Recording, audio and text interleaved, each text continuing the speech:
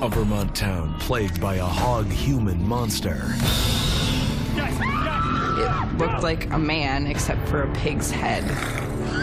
It's terrifying. The North Carolina bridge with a hitchhiker from hell. You okay? This girl looked like she had been in a car wreck. It was bizarre. It was creepy. It scared me to death. A conspiracy story too bizarre to be believed, now revealed to be true. The secret government agency that used psychics on a supernatural mission. Project Stargate was really like something straight out of the X-Files. It was a plan to psychically spy upon our enemies.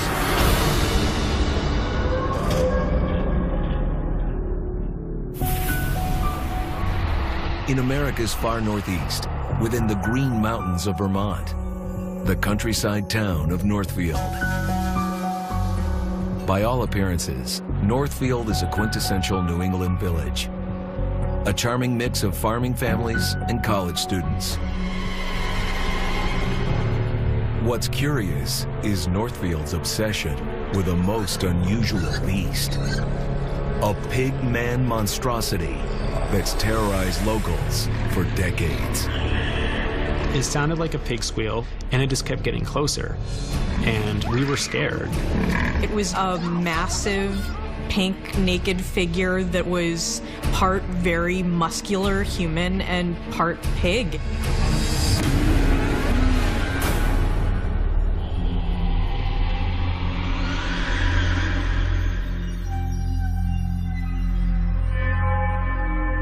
In order to really understand Northfield's monster legend, you have to get out to the edge of town, to a place where the woods descend into a rugged ravine. A single winding road is the only way in, and the only way out. Locals call it the Devil's Washbowl. I would not want to be in a Devil's Washbowl alone at night. It would be really easy for something to hide up there. There's caves, there's really, really thick underbrush. It definitely is a creepy region. I mean, you're so isolated. If something were to happen to you up in Devil's Washbowl, there's a good chance no one would find you. In fact, the Devil's Washbowl has a long history of very odd, pig-related encounters. The strangeness started in 1971 when a young man, about 20 years old, disappeared from a farm on Darby Hill. According to the legend, the young man handled his pigs with cruelty. One night, he met with a gruesome end. Come get your food.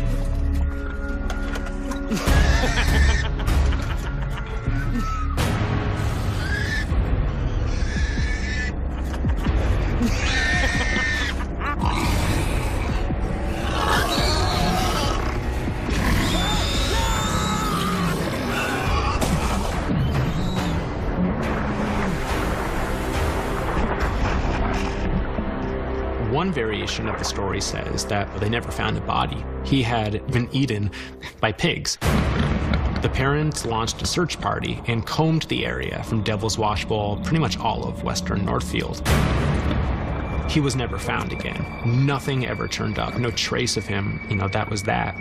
But weird things started happening around the Darby Hill area. A farmer one night heard commotion, like his garbage cans are being gone through, like he had the old tin, the old metal cans, and he just heard something knock them over. He figured it was a wild animal, perhaps a bear. What he saw next bore no relation to anything natural, anything known. He goes out and he saw the naked body of a man, but it had the grotesque head of a pig.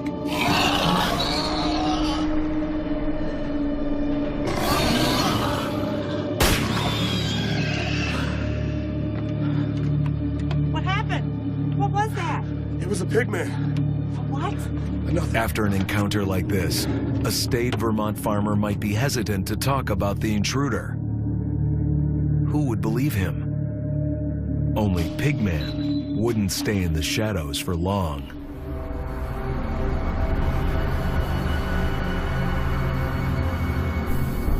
In the fall of 1971, local teens were at the Northfield High School dance.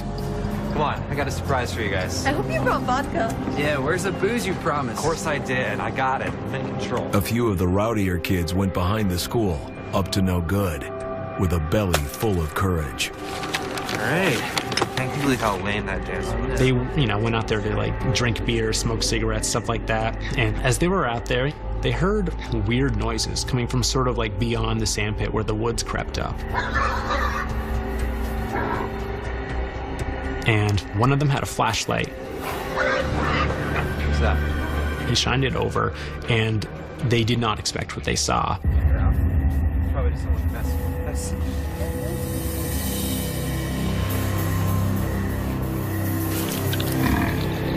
They saw this creature, and it was kneeling down, eating roadkill, just like eating it raw, like ripping his teeth into it, ripping off the fur. This giant, naked, scary thing. Squealing, but more like screaming, like a pig going to the slaughter. The kids ran back and they were crying. What was that? So you knew something was wrong when a whole bunch of 15 and 16-year-old boys were openly crying in front of their high school peers, because that really just doesn't happen. It was a pig, right? It was a pig? After the encounter at the high school dance, residents organized a team to search some caves in the Devil's Washbowl area. Oh, man. So they went up into one of these caves, and what they found was astounding. Inside the cave, they found a bed of matted hay. God, what is that smell? That is wicked bad. And they found a pile of just dead animals. Most of them were bones, though. Is that a cat? God, guys, look. This may have been evidence of the creature, but the search party didn't turn up the Pigman himself. Still, residents of Northfield swear he's there. Pigman, head of a hog, claws for hands, human feet. Where the man ends and the pig begins is anybody's guess. Stories of monstrous pigs go back as far as Holland in the 15th century, often tied to witchcraft and physical deformity. Over the years, various theories have circulated about the origins of Northfield's Pigman. One weird theory about Pigman was this kid had a physical deformity, and shunned by society, misunderstood, he took up residence in the Devil's Washbowl. It could have been a person who was living kind of in a feral way. It might have been sort of like this mutated human, damned at birth. The encounters have been reported time and again. It was in the 80s. Devil's Washbowl became sort of this place where curious teenagers would go up to sort of get a scare and to look for the infamous Pigman. But it also became sort of another sort of destination, like a lover's lane. This one incident happened to this one couple that went up there. They were up there at night, and they were making out in the car. The young fellas used to take their girls up there and tell them about the Pigman, and they could get their girlfriends to cuddle up a little closer. They probably thought they were alone at last. They were wrong. I got to the bathroom. That's so romantic. When nature calls took on a whole new meaning. The girlfriend was waiting in the car.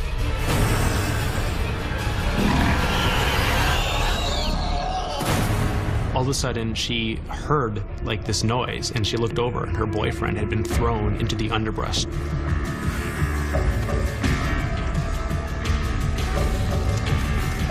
She was freaking out at this point, and she started screaming. The couple's screams drove the creature away.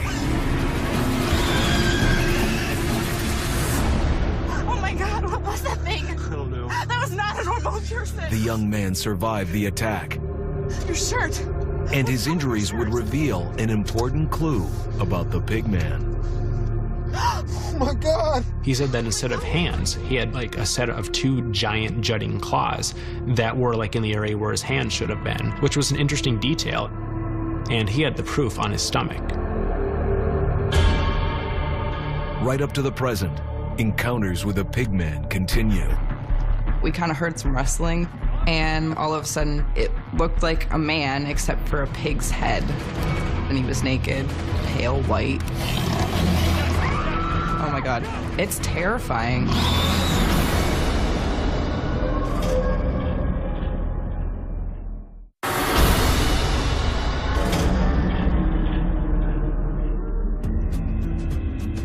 In Northfield, Vermont, the legend of a prowling pigman has frightened and fascinated townsfolk for decades. Half human, half hog, 100% hideous. Part of what's so terrifying about a half-human, half-pig animal specifically is that they are so much like us. They have skin like ours, they're highly intelligent, and it's an animal that we eat a lot that is turning on us. Amanda Palger is a professional photographer and a Northfield native. She knows all too well the tales of the pigman. When I was 16, I was at a party, and my friends and I decided that we were going to walk down the Devil's Washbowl Road. Check this out.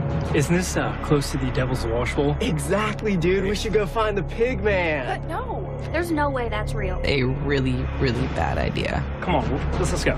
Well, at first, it started out, as a joke. I kind of just thought, oh, this whole thing is just hilarious. There's no way Pigman could be real. Hey, Pigman! Come on, where is he? So we started walking down the road. We probably got about a mile in, and it's in the middle of the night. It's very, very dark on that road. You can't see any moonlight. There's no stars. The canopy from the trees is so heavy that there's no other light getting in. Really scared. We started noticing branches falling right in front of us. Maybe Pigman did that too. Yeah, I'm sure he did. It was a little windy, so we figured, oh, it's probably just the wind knocking branches down, but we noticed it every 30 seconds. There was a branch, and it was always right in front of us. And there's certainly no way that a coyote, a dog, or a bear would be throwing sticks at us. Guys, I think I just heard squealing. Look, relax. My friend swore that she heard squealing. You're just freaking us out. I think I heard it too. This is wicked scary. We started getting really freaked out. We said to ourselves, what if we made him angry? What if he comes after us? Oh my God, what if the pigman put these trees here? Mark, you all right? And we decided to turn around. We need to get out of here. I can't see a thing. It's way too dark. It's seriously dark out here. One of my friends screams and says, I swear I just saw the pigman. I swear I just saw him. She was scared.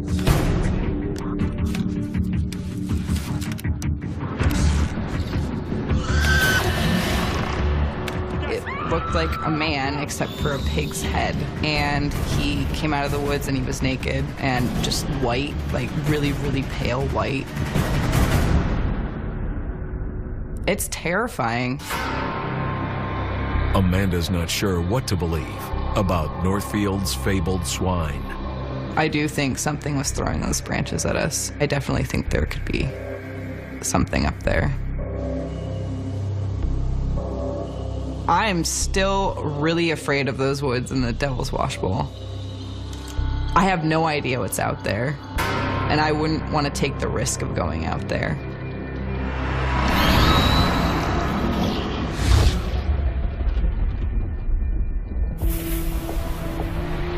In the middle of North Carolina sits the small settlement of Jamestown, a community of barely 3,000. It feels like everybody knows one another. And there's one more resident known to one and all. She's been here for nearly a century. I can tell you that the people who have experienced her believe in what they saw. They know they experienced something out there. On the edge of town, a country road and what appears to be an ordinary bridge. It's actually a place that's caught in a limbo of another time. A night when a young woman lost her way home. Lydia the hitchhiker. Somehow, her fate became prisoner to this bridge, and she's been yearning to escape ever since.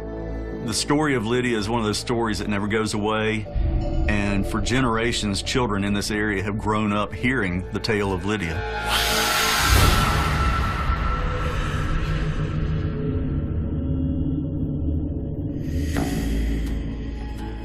The infamous Jamestown Bridge.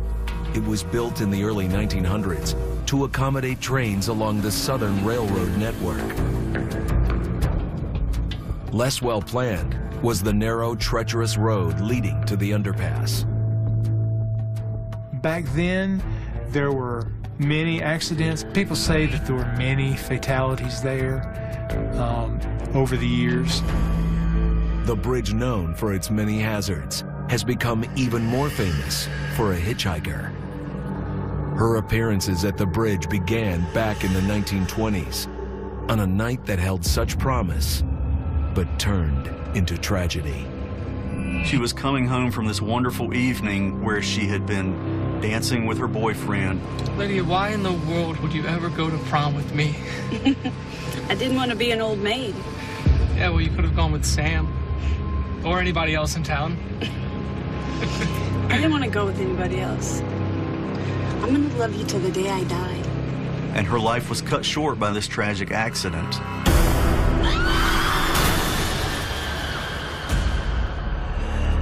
And you see this young woman, this tortured soul, who is out there at the underpass still trying to find her way home.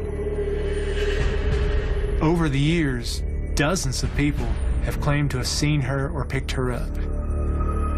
Desperate for a ride, hitchhiking on the road, any good Samaritan would want to help. The first recorded story of someone picking up Lydia was in 1924. A man on his way home from the late shift saw the girl standing there beside the underpass. Folklorists record his name as Burke Hardison. So he pulls over on the side of the road.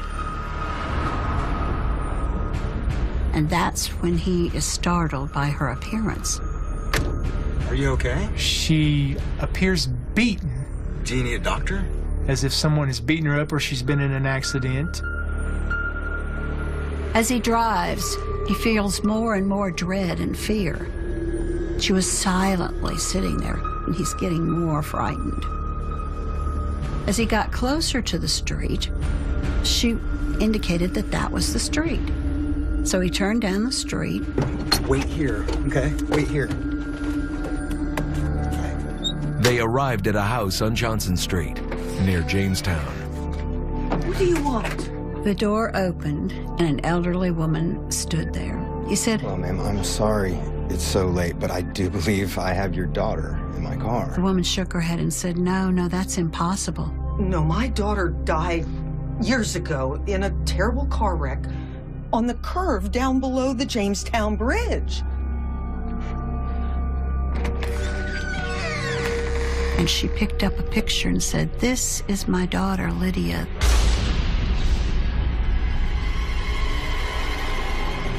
All these stories end in a similar way. The young hitchhiker, gone, as if she had never been there at all. Through the years, the roadside encounters with Lydia have turned more sinister and dangerous. Imagine coming up on a hitchhiker at 2:30 at night. What should you do? This girl was on the side of the road. You okay? It was bizarre. It was creepy. It scared me to death.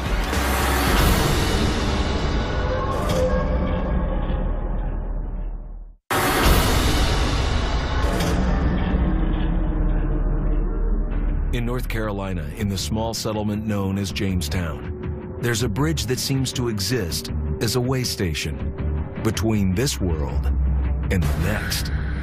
Generations of travelers claim to have seen a young female hitchhiker. She never seems to leave. That's what Tom Beasley saw one night in 1972 when he was driving near the Jamestown Bridge. I never believed the legend of Lydia. I was a non-believer. That would soon change. One night, Tom and a buddy were returning home late to Jamestown from the nearby city of Greensboro. We'd gone over there, I guess you could say, for a night in the town. It was 2 a.m. as they drove the deserted road. Suddenly, Tom spotted something strange ahead. As I was coming down the hill, The girl was standing on the side of the road. At first, he didn't quite believe his eyes. Then I passed her. This girl looked like she had been in a car wreck. Obviously, she's in distress. I woke my friend up. You see a young lady on the side of the road? And he said, "You're crazy." There's someone back there. I think she needs help. I'm turning around. We went back to see if the girl was still there. And we were going to find out what the problem was and, if she needed help. And at that point, my friend saw her on the side of the road. But this time she was sitting on the ground. Was this somebody that was just thrown out by the side of the road? Was this somebody that had been in an accident? So we pull over. Hey there. He has the window down. He doesn't say anything. I finally punch him. I said, "Say something." He doesn't say anything. So I punch him again. David, say something. And all of a sudden, he just says, "Move the car." I said, "What?" And he said, "Move the damn car." As we pulled away, she was screaming, "Come back! Come back!" It wasn't a normal sound. I mean, we were terrified. I mean, we got out of there as quickly as possible. And as we're on the road, I said, "What happened?" And he said, "You wouldn't believe it." Her face. He said, "It scared me to death, And we kept on going. I know what that was. I think I know too. It's like, oh my God. Oh my God. We saw Lydia. We were terrified. We were terrified. Few have ever taken the time to try to figure out why Lydia is on that road. What is so horrible about this story is that she is so young. She had barely begun to experience life before it was taken from her. Michael Reniger, a local historian, was determined to find the truth behind the legend. Right away, Michael ran into a problem. Of all the Lydias who died between 1900 and 1940, only one died in an automobile accident. This woman was Lydia J. Fields. She died in 1921. However, she was 64 years old. Basic to the legend is a young woman dying by the bridge. One day, Reniger was playing music with friends when he stumbled upon what might be the real name behind the legend. It was a song by the Country Gentlemen, and it was called "Bringing Mary Home." When I heard the lyrics, everything just sort of fell in place. It's the same story, basically. At the end of the song, the lady tells him that her daughter died in a wreck just down the road and tells him he's the 13th one that's been there bringing Mary home.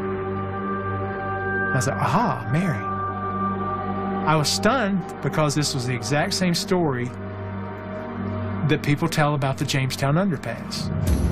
The song provides more evidence that her name was Mary instead of Lydia. And Reniger was able to find some supporting evidence. I found 3 people who remembered an accident at the underpass in which a young lady was killed. They thought it was Mary or Mary Ann or Mary Jane, something of that nature. The only thing they were sure about was that her name was not Lydia. And a check of the county records added further confirmation. I soon found out there were thousands of women named Mary who died in the same time period in Guilford County. I became more determined than ever to find out the truth of this story. He began to hunt for the hitchhiker's home. I was told a story by a young woman who got in touch with me that she lived in a house in High Point with her parents. The woman's family resided in an old house on Johnson Street, a street that's long been tied to the Lydia legend. The young lady told me that one day she walked into the living room and saw an old lady stand there. And she was startled. The old lady looked at her and said, look like my Mary. And turned and walked around the corner. When she looked, the lady wasn't there. She started asking questions of the neighbors. And someone told her that there was an old lady who had lived in that house until she died, and that the old lady's daughter had died many years ago in an automobile accident out in Jamestown. Her name was Mary. Rennegar thinks the names of the two ill-fated women, Lydia and Mary, one old and one young, eventually became entwined. And at least since the 1950s, Jamestown's phantom hitchhiker has been called Lydia. People talk about the fear that they felt at that moment, how uneasy they felt being in her presence. Move the damn car. And the striking thing to me is how sometimes years later after their experience, they still feel this fear inside of them.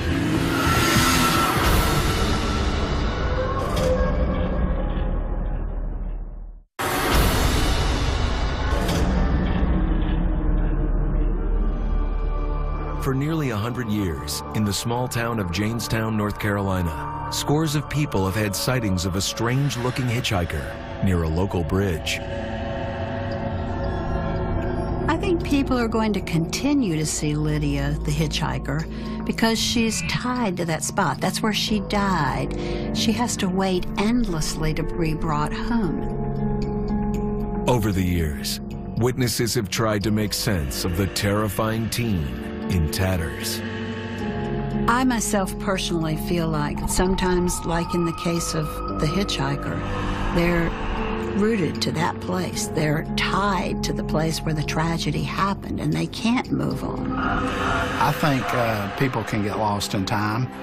I believe something such as an accident, they may have trouble finding their way home.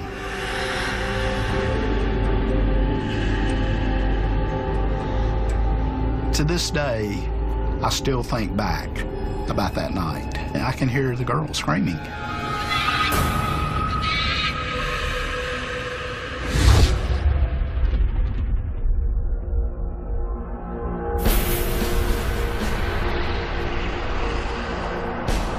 Halfway between Baltimore and Washington, D.C., sits the Army base at Fort Meade.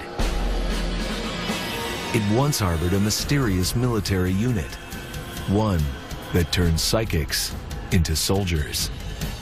I was a psychic spy for the U.S. government. My job was to use my mental powers to collect intelligence from foreign threats in support of the U.S. government's goals and missions.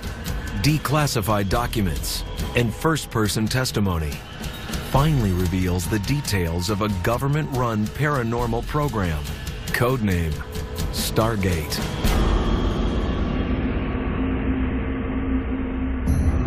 There are people who seem to possess extraordinary abilities: clairvoyance, telepathy, mind over matter. While many doubt these powers exist, the U.S. government actually took the chance they might be real. Project Stargate was really like something straight out of the X-Files. It was a plan at the height of the Cold War to train people to psychically spy upon our enemies. The military chose a handful of soldiers, unlike anyone ever equipped for combat. They felt that they might be either extremely lucky or may have some bent towards psychic performance. The idea was far-fetched. Recruits capable of remote viewing, an ability to project oneself psychically to remote locations or targets. If it worked, it would be ESP on steroids. Why was the U.S. government willing to dabble in these dark arts? Apparently, they were desperate. Desperate for information during the Cold War with the Soviets. This was the early 70s. We're still in the height of the Cold War. Deep fears of a worldwide nuclear apocalypse. What the government was looking for was an alternative way to spy on the enemy that wouldn't be noticed. Paul Smith was one of the government's secret remote viewers. Even for Smith, the program was baffling in the extreme. There were times when remote viewing just fell flat on its face. But there were times when it worked really well, and that there was no doubt that We had gotten that information through psychic means. Up close, the process looked about as complicated as entering a room and sitting down at a desk. A typical remote viewing session looks almost like it was designed to put anybody else watching it to sleep. The monitor would hand the remote viewer a sealed envelope with a target written inside. Neither of them knew what the target was. Or let me know what comes into your mind. Do you understand these instructions I've given you? The remote viewer would begin to receive impressions of the target. First thing is, you start getting what I call as fragments or bits of perception. Colors, tastes, smells, sounds, and you're getting all that down. It's pretty much as exciting as watching somebody do a math problem. It's not all that sexy, but the results after the fact are, you know, amazing. We worked on all kinds of things. Soviet R&D. They would often run us on things like hostage situations in the Middle East. Chinese nuclear tests, and we were successful in doing that. At one point, Paul Smith was actually asked by his superiors to try to see into the future. They wanted information on future attacks on the U.S. So I sit down and I got this impression of this large metal structure out in the middle of the water. The structure was moving. I soon realized it's some kind of vessel, and in fact I had the impression it was an American destroyer. The USS Stark, a Navy frigate, is on routine patrol in the Persian Gulf, 85 miles northeast of Bahrain. Its 200 officers and crew had just passed Hump Day, the halfway mark of their 6-month deployment. The crew was in good spirits. Most were settled into their bunks below, full from a Sunday dinner of pot pie. I even got an impression of celery sauteing in the galley. I mean, that smell was present. I got the impression of this. There's an aircraft above. Some way off in the distance. The frigate's radar appeared normal. So then the aircraft dropped one or two of these kind of long cylindrical objects with little stubby wings that made roaring, guttering sounds. I don't want to see this. It's horrible. At 9:07, a lookout on the deck spotted a bright white light on the horizon. By 9:09, it was all too obvious. The light was a missile, heading straight for the Stark. Missile inbound, missile inbound. And there's smoke and flame, and the vessel kind of shivers and shakes and leans to one side, and there's fire hoses on the deck and people screaming, and almost kind of like chaos going on. It's really hard to explain unless you've experienced it yourself. It was like I was seeing them screaming. It's horrible.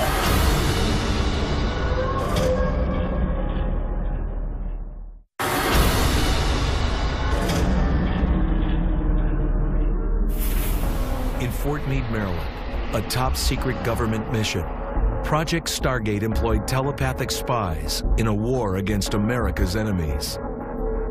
On May 15, 1987, psychic spy Paul Smith was in session, viewing in his mind's eye some sort of an attack against a Navy ship. There's an aircraft above.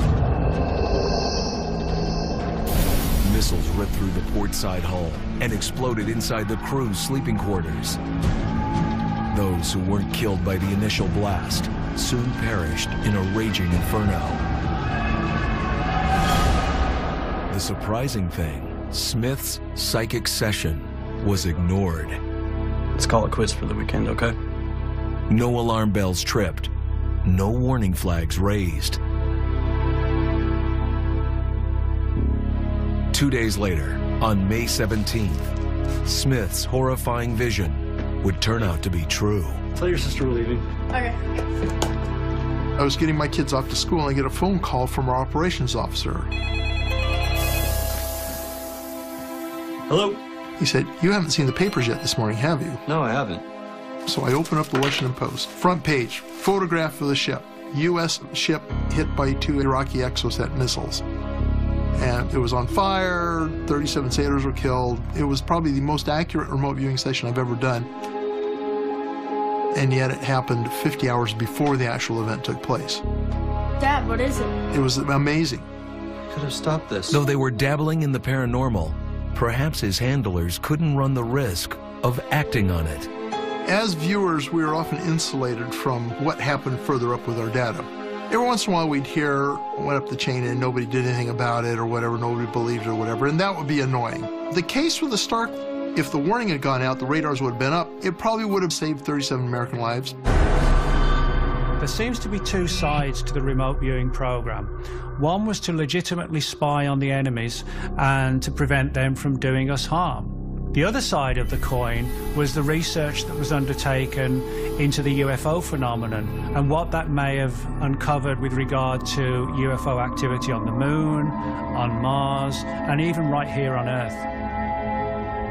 Joseph McMoneagle was Stargate's first remote viewer, designated 001. Whereas Paul Smith had somehow managed to see something in the future, McMoneagle was asked to find clues to a past event that could not be explained. In 1982, an unidentified flying object was caught in military satellite photographs. Nobody could figure out what this object was. And what I described was an oblique object that was essentially flat as a pancake, approximately 300 feet across, that made a hard right turn, 90-degree right turn at 14,000 feet. My sense was there was no life forms on it, that it was a fully automated vehicle. Later, McMoneagle was asked to report to the Pentagon. That's a UFO. That looks like a UFO to me. No. That is not a UFO. That is a high-altitude weather balloon. There I was met by two, what you would call, I guess, two men in black. They showed me a blow-up picture of the object that I had described, and I said, oh, wow, that's a UFO. And he got really angry. For you, forever, that is a high-altitude weather balloon. No, it's not. We're going to your command about this. I think it's very likely that the object Joe McMoneagle talked about was some form of UFO.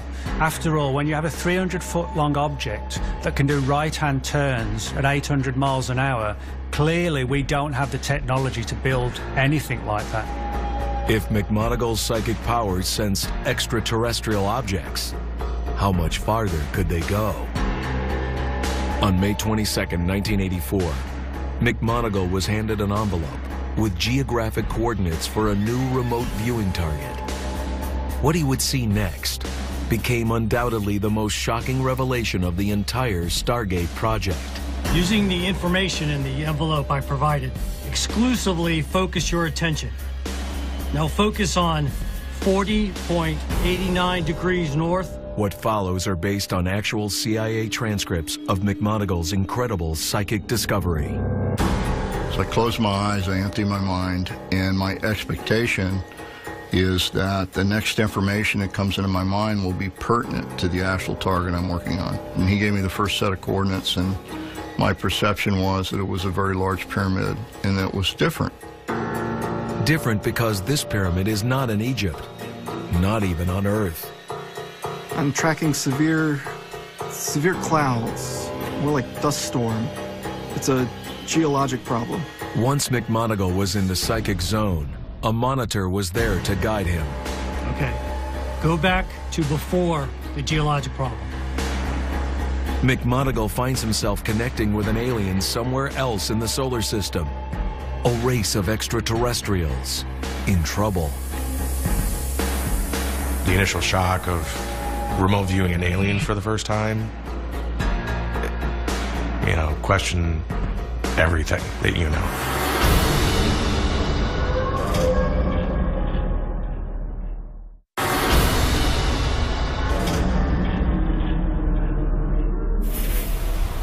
At Fort Meade Army Base in 1984, Joe McMoneagle was part of a secret government program, Project Stargate, attempting to use psychic spies to locate alien life forms. I'm just seeing very large people, very tall and thin. It's humans like us, only they seem to be much bigger. McMoneagle's connection occurs at a critical moment in the lives of these beings. Their civilization is at an end. McMoneagle was somehow connecting to them, through the vastness of time and space.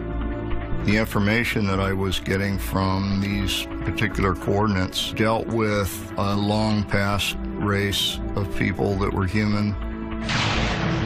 I got a sense that something happened that disturbed the area that they lived in. What is it they're waiting for? Evidently, there was a group or a party that went to look for a new place to live. Ask him if there's any way you can help him in his predicament. Is there anything I can do to help you?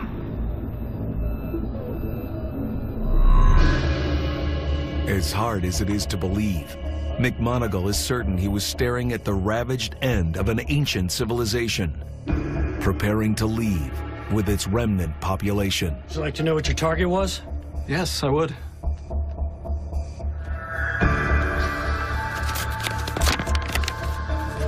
Even more shocking, they're headed to Earth. I think it's highly likely that we may be the survivors or the subsequent survivors of that particular species or that particular race. The images continued to haunt McMonagle, so eventually he decided to do a little research on his own. I'd like to get pictures for these coordinates on Mars. I went by JPL, the Jet Propulsion Lab, and went in and handed the guy the card at the desk and said, I'd like to get negatives for these locations on Mars. And he took one look at the card and he said, Oh, you want pictures of the old city? And he turned around and pulled an envelope out and handed it to me. And I have to say that where I remote viewed a very large pyramid, well, in fact, there's a four-sided pyramid there. It's left me with enough information that I am sure that I was remote viewing something on Mars. A number of researchers of Project Stargate believe that thanks to the remote viewing program, the US government has actually uncovered evidence of extraterrestrial life in our solar system, possibly even on our planet. If revealed, of course, this would be the biggest story ever, but it begs the question, why is the government withholding it? If we all knew that aliens existed, the government would collapse overnight. And not just ours, around the world. Everything from religious institutions to, world governments, first world governments, would collapse. As the details of this program are only now making clear, what began as an unconventional military experiment may have yielded earth-shaking discoveries. I got a Legion of Merit from my government for providing information that could not be obtained by any other method on over 160 different targets. I know that remote viewing works. It kind of startled me, really, the marvelous nature of what we were doing at Fort Meade, what actually had happened here. There was no other explanation than I had really been psychic during that time.